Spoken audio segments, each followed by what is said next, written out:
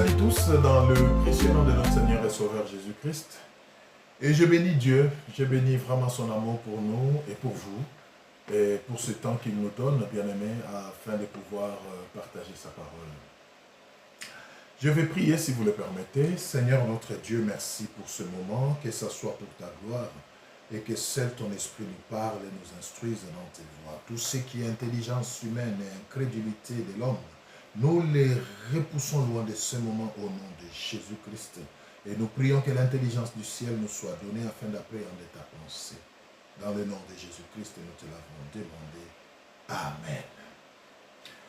Voilà, j'espère que vous allez bien. En tout cas, moi je veux bien. Je bénis le Seigneur pour sa grâce qui me suffit. Et je prie qu'il en soit de même pour vous.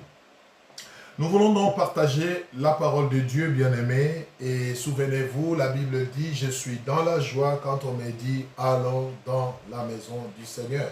Et moi, je paraphrase en disant, je suis dans la joie à chaque fois que le Seigneur m'accorde l'opportunité, le privilège, bien-aimé, d'écouter sa parole et d'être enseigné par son esprit. Qu'il en soit de même pour vous aussi. Alors, notre thème de cette occasion, nous l'intitulons comme suit. C'est possible avec Dieu. C'est possible avec Dieu. Oui, bien-aimés, avec notre nature humaine, il y a des choses qui, naturellement, peuvent être impossibles à accomplir ou à faire.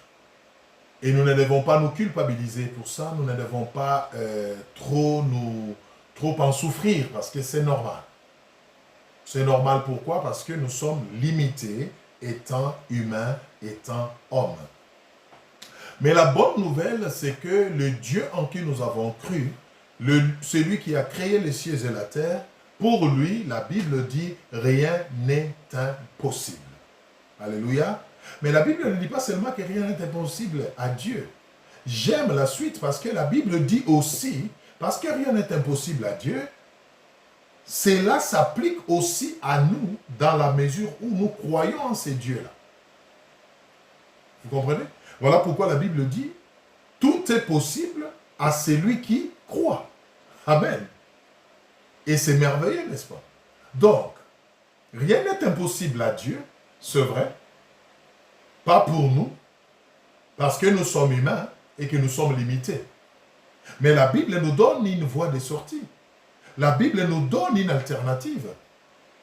Tout est possible, tout devient possible lorsque nous croyons en Dieu, pour qui rien n'est impossible. Alléluia. C'est merveilleux, n'est-ce pas? Alors, la question que je me pose, pourquoi ne pas sauter sur une opportunité? Pourquoi ne pas sauter sur cette offre qui nous est donnée gratuitement? Écoutez, Lazare est mort, enterré.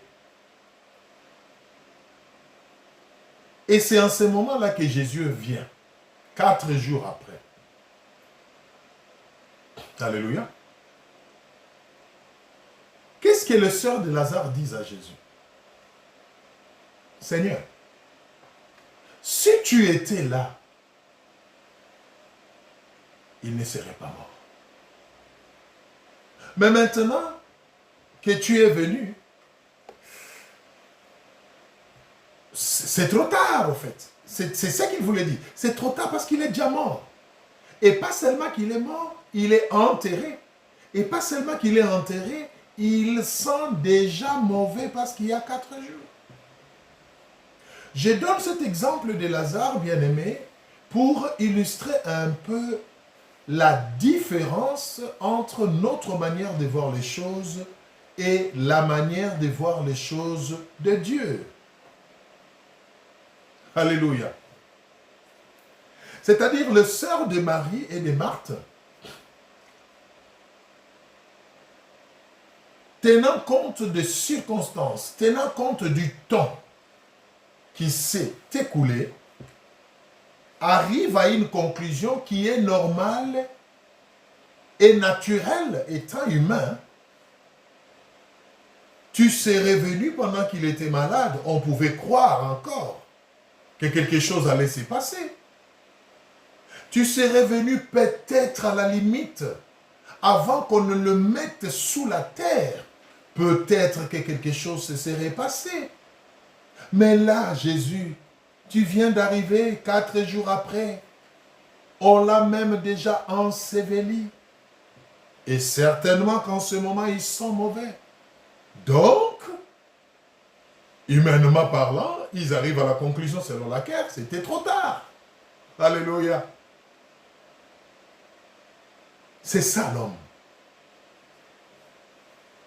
Nous regardons au temps, nous regardons à l'ampleur du problème, nous regardons aux circonstances qui accompagnent notre situation et nous tirons la conclusion, ouf, il n'y a plus rien à faire, c'est mort. C'est peut-être le cas pour vous. Je ne sais pas dans quelle situation vous vous trouvez. C'est peut-être une maladie. C'est peut-être un problème conjugal. Tu te dis, ouf, les niveaux auxquels se trouvent les choses dans mon ménage maintenant, c'est fini. Je crois que le divorce est inévitable. Cette maladie, je l'ai tellement traînée avec moi pendant des années qu'à ce stade, je ne crois plus que quelque chose puisse être fait. C'est peut-être ça votre cas. Alléluia. Mais écoutez ce que j'ai à vous dire de la part du Seigneur. Nos limites humaines ne sont pas des limites de Dieu. Et lui n'a pas de limites. Écoutez la réponse de Jésus à Marthe et Marie, les sœurs de Lazare. Qu'est-ce que Jésus leur dit?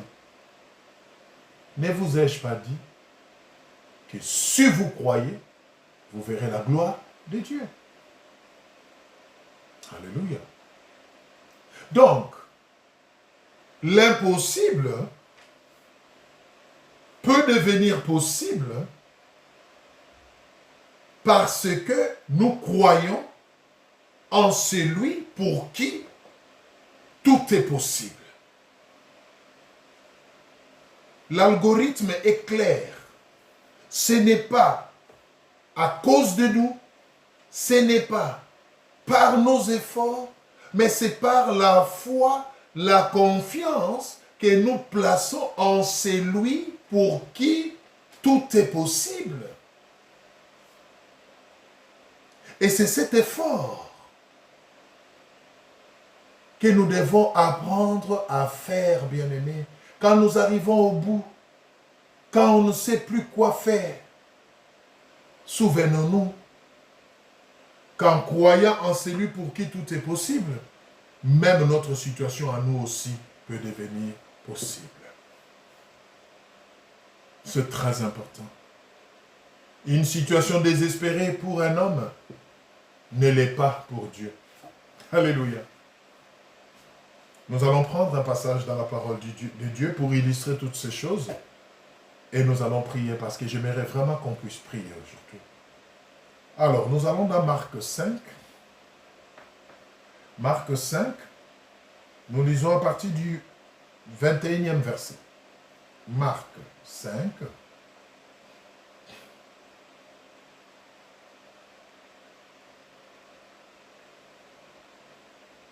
Marc 5 à partir du 21e verset jusqu'au 36e. Dans un premier temps. Et puis dans un deuxième temps, pour terminer, nous lirons du 37e verset au 42e. Commençons par 21 à 36. Marc 5, 21 à 36. La Bible dit ceci.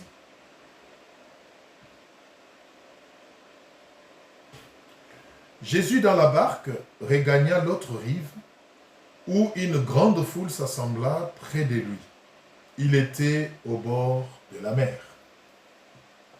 Alors vint un des chefs de la synagogue, nommé Jairus, qui l'ayant aperçu, se jeta à ses pieds et lui adressa cette instante prière. Ma petite fille est à l'extrémité. Viens, impose-lui le main afin qu'elle soit sauvée et qu'elle vive. Jésus s'en alla avec lui et une grande foule le suivait et le pressait. Or, il y avait une femme atteinte d'une perte de sang depuis 12 ans.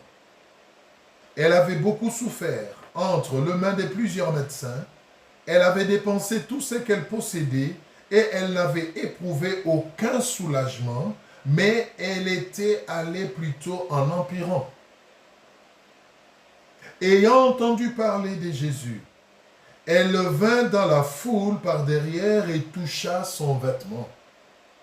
Car elle se disait, si je puis seulement toucher ses vêtements, je serai guéri. Alléluia.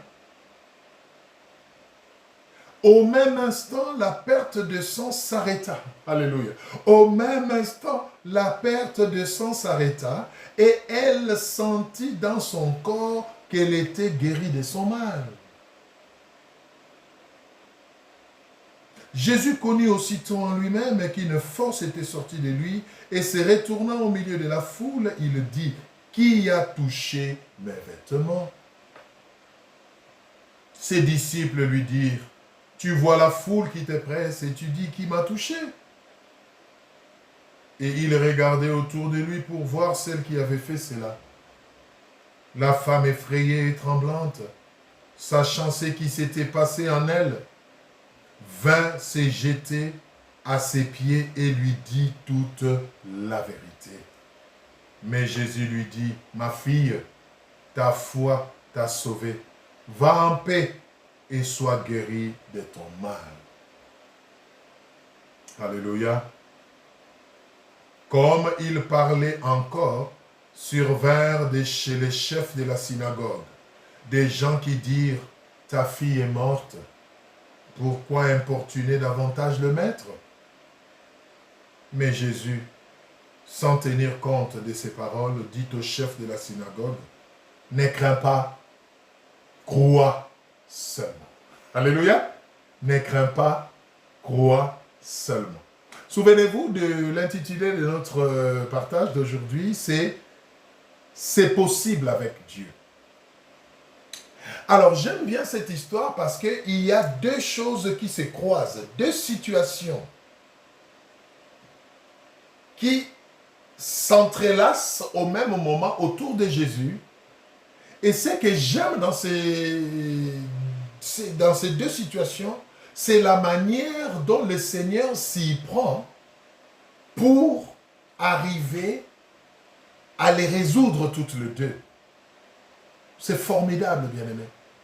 Tout est possible avec Dieu. Oui, c'est possible. Cessez de regarder à l'ampleur de votre situation.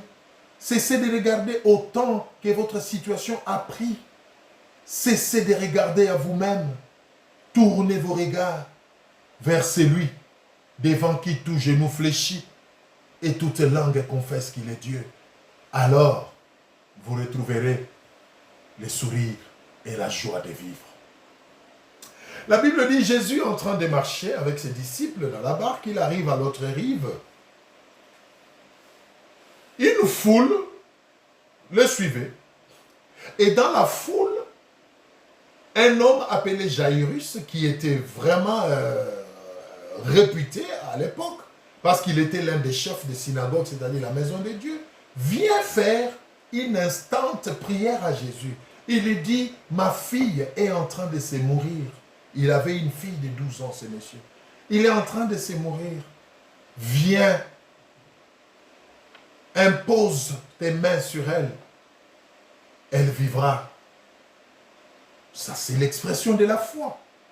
Jairus était convaincu que Jésus-Christ, en voyant sa fille, en lui imposant les mains, sa fille allait être guérie. Mais la Bible dit, Jésus a accepté cette prière. Et la Bible dit même qu'il s'est mis en route avec Jairus et la foule qui le suivait pour aller vers Jairus, pour répondre au problème de Jairus. Alléluia. Mais regardez ce qui se passe. Au même moment, la Bible dit, dans la foule, il y avait aussi une autre situation. Il y avait une autre femme qui avait aussi un problème, aussi important que celui de Jairus. Alléluia. Et pour cette femme-là, c'était la perte de sang. Pendant 12 ans, elle perdait du sang et elle en a souffert. Et on nous dit qu'elle est passée de médecin en médecin, de situation en situation, de traitement en traitement. Rien n'a pu soulager son mal. Alléluia. C'est peut-être votre cas aussi. Quel médecin n'avez-vous pas vu? Quel praticien n'avez-vous pas vu? Quel médicament n'avez-vous pas pris, bien-aimé? Mais rien ne s'est passé. Mais la Bible dit, cette femme avait entendu parler de Jésus.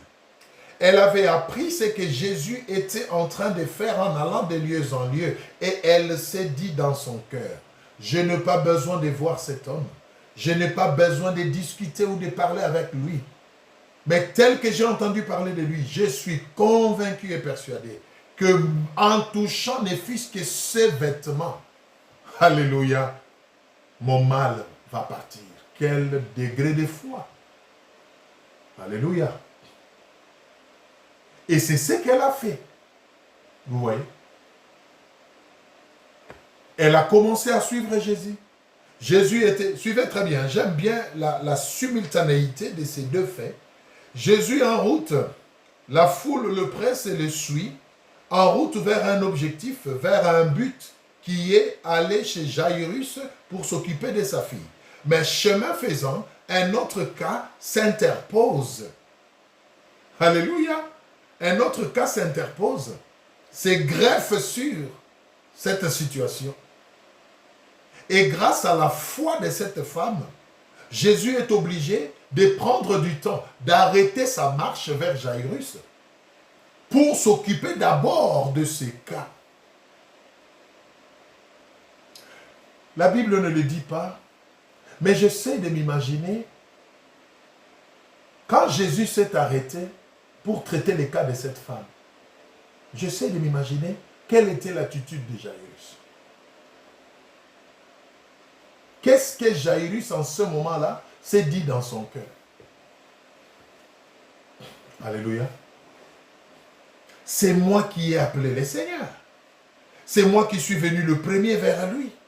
C'est moi qui lui ai adressé ma prière le premier. Et c'est pour moi qu'il s'est mis en route pour aller s'occuper de ma fille. Mais qu'est-ce qui lui prend pour s'arrêter en route, pour s'occuper de cette femme qui s'improvise comme ça sur mon programme à moi? Alléluia. Je ne sais pas si cela vous est déjà arrivé, n'est-ce pas? C'est souvent ce que nous disons, c'est souvent comme ça que nous nous comportons. Écoutez bien, aimés. La Bible dit, il est le consommateur de notre foi. Là où il y a la foi véritable, le Seigneur s'arrête toujours. Je vais dire quelque chose de très très très profond et j'aimerais que vous puissiez m'écouter. Là où il y a la foi véritable, le Seigneur s'arrête toujours. Et non pas seulement qu'il s'arrête, il suspend même momentanément son programme pour consommer cette foi flagrante et manifestée. C'est ce qui s'est exactement passé. Jésus savait qu'il allait vers Jairus. Il savait que s'il mettait beaucoup de temps en route, peut-être que cet enfant serait mort. Il le savait. Mais la foi de cette femme était tellement authentique, était tellement violente, agressive, que Jésus ne pouvait pas continuer sa marche sans s'arrêter. Il s'est arrêté pour traiter d'abord ce cas. Bien-aimés, je ne sais pas quelle foi vous avez, mais je prierai à nous tous d'imiter la foi de cette femme. Jairus voulait que Jésus arrive chez lui et impose la main sur sa fille pour qu'il soit guéri. C'était ça sa foi. Ce n'est pas mal. Mais regardez la foi de cette femme. Elle s'est dit, je n'ai pas besoin qu'il s'arrête. Je n'ai pas besoin qu'il me voie et qu'il me connaisse, qu'il me parle. Non, je suis sûr que même ces vêtements-là peuvent résoudre mon problème. Et la Bible dit, quand elle a touché Jésus, à l'instant, un mal qu'elle a traîné pendant 12 ans, pour lequel elle avait dépensé tout ce qu'elle avait, sans trouver de solution. À l'instant, la Bible dit, le sang s'arrêta, son mal s'arrêta. Alléluia. C'est possible, bien-aimé. C'est possible. Avec Jésus, c'est possible. La balle est dans votre camp. Jésus est disponible. Jésus est là. Mais il cherche où trouver la foi véritable pour la consommer. La Bible dit Jésus s'est arrêté. Il a arrêté. Sans aucune forme de procès, Jésus s'est arrêté. Il s'est retourné, il a regardé la foule, il a balayé des yeux la foule et il a posé la question. Qui m'a touché? Alléluia. Qui m'a touché? Les disciples l'ont pris pour un fou. Mais maître, regarde un peu cette foule. Tu es précédé par tes d'autres. Et tu poses la question qui t'a touché. En d'autres termes, vous voulez dire, mais Seigneur, c'est tout le monde qui te touche. Parce que là, tu es au milieu de cette foule. Tout le monde te presse. Jésus leur dit, je ne parle pas de la foule. Je ne parle pas de tout le monde. J'ai dit maintenant là, qui m'a touché. Bien-aimé, une foi agressive, authentique, violente, fait arrêter le Seigneur. Et il va très loin jusqu'à expliquer la profondeur de ce qui venait de se passer aux disciples, parce qu'il lui donnait l'impression de ne pas comprendre. Il dit, écoutez, quelqu'un m'a touché. Et la preuve en est que j'ai senti une force sortir de moi. Alléluia. Et la femme est venue lui dire toute la vérité. C'est moi. J'aime la réponse de Jésus. C'est un peu comme ce qu'il a dit à Marie et Marthe, souvenez-vous. Je t'ai dit, je vous ai dit, si vous croyez, vous verrez la gloire de Dieu. Qu'est-ce que Jésus a dit à la femme? Il ne lui a pas dit, ma puissance t'a guéri. Il ne lui a pas dit, ma force t'a délivré. Il ne lui a pas dit le fait que je sois Dieu, je t'ai visité. Non. Il lui a dit, ma fille, ta foi à toi t'a sauvé. Alléluia. Bien-aimé, l'impossible devient possible quand tu crois, quand tu places ta foi en Jésus. Parce qu'en Jésus, tout est possible. Pour lui, rien n'est impossible. Et pour toi, tout devient aussi possible, mais quand tu mets ta foi en lui. C'est ce qu'il a dit à cette femme. Ta foi t'a sauvé. Sois guéri de ton mal. C'était comme pour valider cette guérison. Jésus-Christ vient valider la solution à notre problème, mais que nous obtenons déjà en amont par la foi en lui. Je répète, Jésus-Christ vient valider la solution que nous obtenons par la foi en lui. En d'autres termes, ce n'est pas Jésus, au fond, qui nous donne la solution directement, mais la solution nous est donnée au moyen de la foi que nous avons en lui, et lui s'arrête pour valider, pour sceller cette guérison. Et c'est ce qu'il a fait avec cette femme. Alléluia. Bien-aimés, est-ce que vous croyez? Ou votre problème a tellement pris du temps que vous avez même perdu la foi? Non, c'est possible avec Dieu. Vous pouvez être guéri de votre sida, vous pouvez être guéri de votre cancer, vous pouvez être guéri de ces maux de tête qui ne partent jamais. Votre couple peut encore être sauvé, c'est possible. Vos enfants peuvent être sauvés, c'est possible, bien-aimés. Mais, le consommateur de la foi veut trouver la foi afin que lui puisse valider. C'est ce qui est arrivé à cette femme. Mais comme je vous ai dit, il y a deux choses, n'est-ce pas, qui se passent simultanément ici. Pendant que Jésus s'arrête en train de parler, de traiter les cas de cette femme, Est-ce qu'il avait oublié qu'il y avait Jairus aussi, à côté, qui attendait son intervention? Ou en d'autres termes, est-ce que Jésus avait négligé le cas de Jairus? Pourtant, c'est lui qui était le premier à les solliciter pour s'occuper de la femme. Non! Jairus pouvait avoir cette impression. Et c'est souvent ce qui nous arrive, même dans l'église. Moi, j'ai fait beaucoup d'années dans cette église. Moi, j'ai servi le Seigneur depuis mon enfance. Mais je ne vois toujours pas de solution à mon problème. Mais cette sœur, ce frère vient d'arriver. C'est d'ailleurs moi qui l'ai gagné au Seigneur. Mais regardez aujourd'hui, il commence à témoigner. Regardez aujourd'hui, qu'est-ce qui se passe? Ah bon? Qu'est-ce qui se passe? Je vais te dire ce qui se passe. C'est la souveraineté de Dieu qui se passe. Voilà la réponse. Le Seigneur n'est jamais en retard. Le Seigneur ne méprise jamais une prière qui lui est adressée.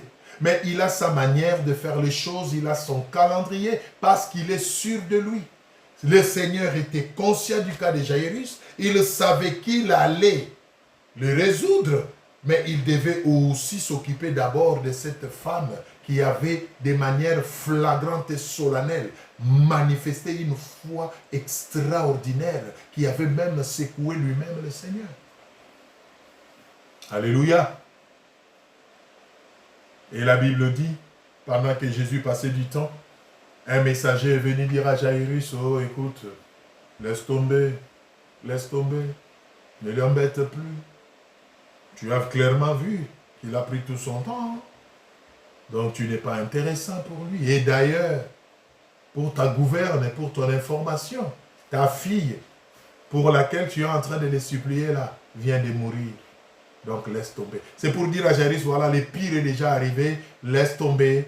Le cas est devenu désespéré. Il a trop mis du temps pour rien. S'il était peut-être beaucoup plus rapide que ce qu'il a fait là, il aurait trouvé ta fille avec le dernier souffle et il aurait peut-être guéri. Et maintenant là, laisse tomber, ne l'embête plus, laisse-le tranquille. Ta fille vient de mourir. Alléluia. C'est peut-être ça votre cas. Oh Seigneur, ça fait des années que je t'implore, que je te prie. Je suis à la 5e année de ma maladie. Et maintenant, là, les médecins viennent me dire que c'est la phase terminale de mon cancer. Et pourtant, ça fait bien de temps que je t'invoque, Seigneur. Si tu étais intervenu peut-être il y a 3 mois, 4 mois, je serais guéri. Mais maintenant, là, on vient de me dire c'est la phase terminale, Seigneur. Oh Seigneur, ça fait longtemps que je prie pour mon mariage, Seigneur. Que je t'invoque pour mes enfants. Mais regarde maintenant, il est tombé dans l'addiction à la drogue. Regarde maintenant, mon mariage est en train, Père éternel, de s'envoler à 1000 éclats. Oh Seigneur, tu aurais dû peut-être intervenir à temps. Non, bien-aimé, le Seigneur n'est jamais en retard. Alléluia, le Seigneur n'est jamais en retard. Il sait ce qu'il fait, il sait ce qu'il est. Si vous lui confiez votre problème, faites-lui confiance jusqu'au bout. La Bible dit Jésus se retourne. Il pouvait lire la pensée de Jairus. Il savait que c'était un homme, il pouvait être découragé. La Bible dit Jésus, sans tenir compte de ce que les messagers avaient rapporté comme message négatif à Jairus, il se retourne et dit à Jairus, ne crains rien, ne crains rien, ne crains rien. Ta fille n'est pas morte. Alléluia. C'est paradoxal, n'est-ce pas? Les gens qui viennent voir la fille mourir apportent la nouvelle fraîchement pour dire qu'il est mort. Et lui regarde Jairus, le père de la fille, lui dit, ne crains rien, elle n'est pas morte. Alléluia. Écoutez, c'est possible avec Dieu. Nous allons terminer en lisant 37 à 42 et nous allons clôturer par là, nous allons prier. Nous allons maintenant voir de quelle manière le Seigneur s'est occupé de Jairus. Et nous allons tirer une conclusion qui va nous aider à prier. On est bien d'accord? Alors, lisons Marc 5, 37 à 42. Qu'est-ce que la Bible dit?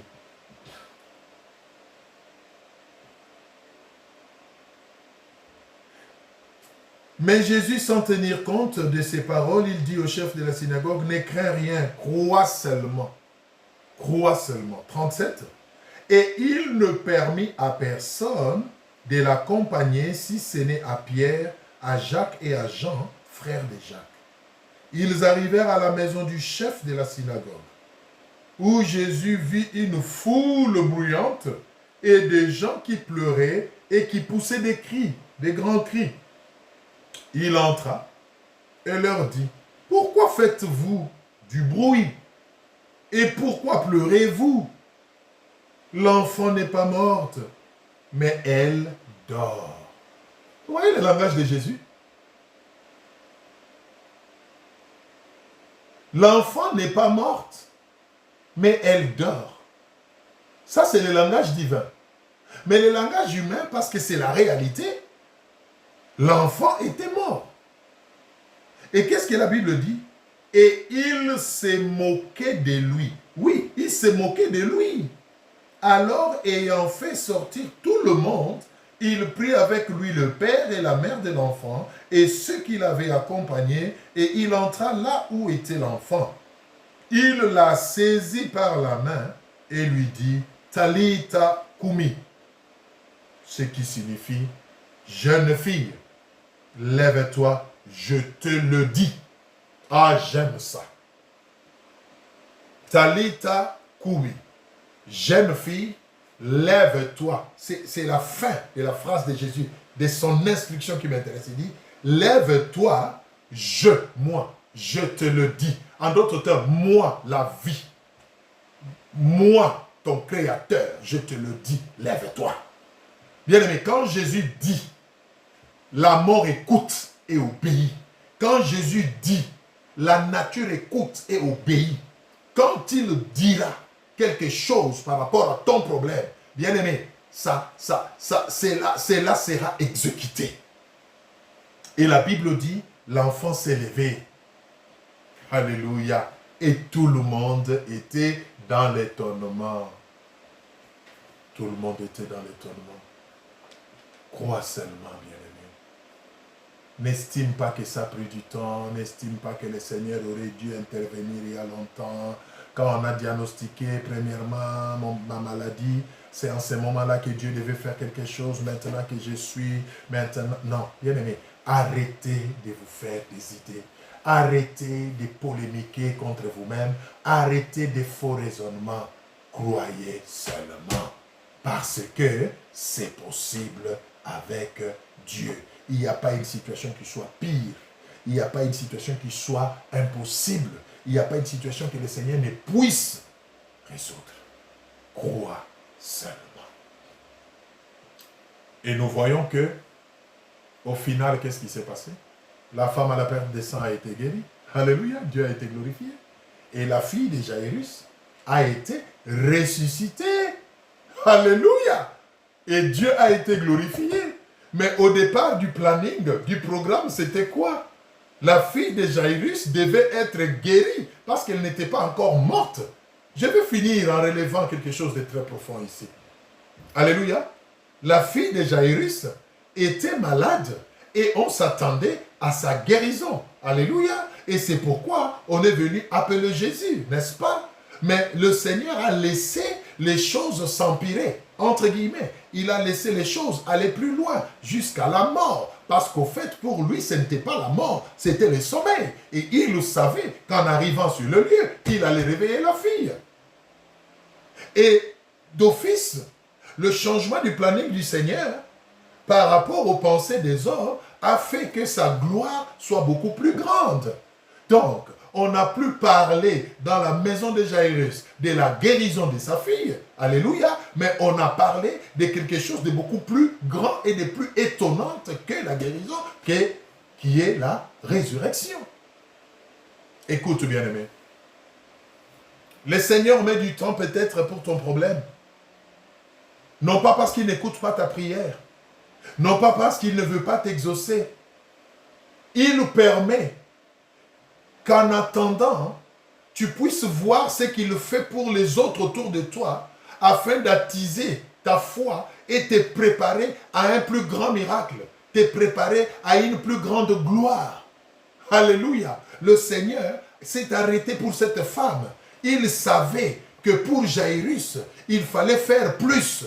Et il fallait préparer Jairus à cela, à entrer dans cette gloire, à comprendre cette gloire. Et il a permis que Jairus puisse voir d'abord la main de Dieu dans la vie de ceux qui l'entouraient, en l'occurrence de cette femme, alléluia, avant de voir sa propre gloire que le Seigneur allait lui accorder. Dieu vous réserve une solution spectaculaire. Dieu vous réserve une solution grandiose qui va faire que son nom soit glorifié et que même votre famille puisse croire en lui et que même votre entourage puisse le reconnaître comme Dieu.